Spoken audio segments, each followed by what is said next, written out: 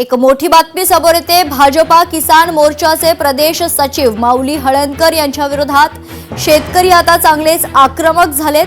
शक्तीपीठ महामार्गाच्या समर्थनासाठी मोर्चा काढणाऱ्या शेतकऱ्यांना दलाल म्हटल्यानं शेतकरी आक्रमक झाल्याची माहिती शेतकऱ्यांनी फोन करून माऊली हळणकर यांना जाब विचारलाय।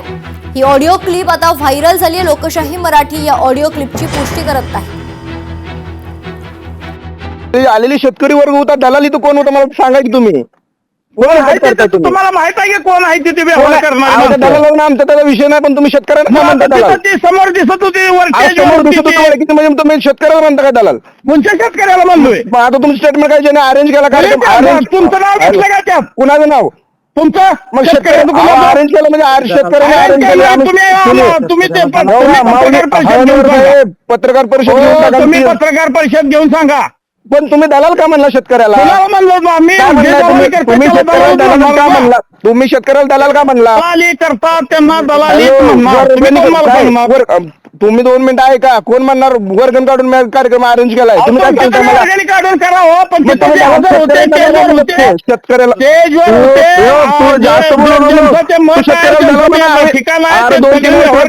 गेलत काय? 2-3 वर्ष तू कुठे गेलतो? आमच्या तिकडे जमिनी सगळं पीक आम्ही न घेता थांबलो होतो आम्ही।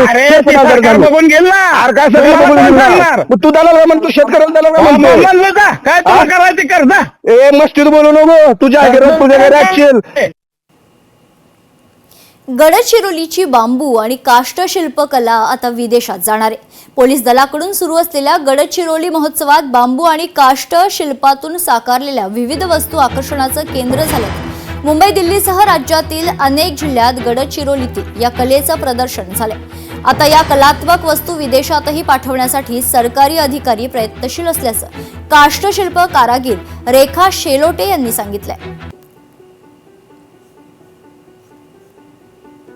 माझे मिस्टर मुंबईत आहेत आणि आमच्याकडे काही नव्हतं, तर त्यावेळेस आम्ही बांबू हस्तकला केले। मुंबई दिल्ली प्रत्येक जिल्ह्याला जिथं जे मोठे मोठे कार्यक्रम होतात तिथं आमचं सामान बोलवतात। या वर्षी नाही पण पुढच्या वर्षी नक्कीच बाहेर देशामध्ये पाठवू म्हणे, कारण हा तुमचा सामान हातबेट आहे आणि मुखबदरीची कला आहे, हे आपल्या जिल्ह्यात नव्हून महाराष्ट्रात बाहेरच्या पण याच्यामध्ये कडलेली पाहिजे असं त्यांनी सांगितलेलं आहे।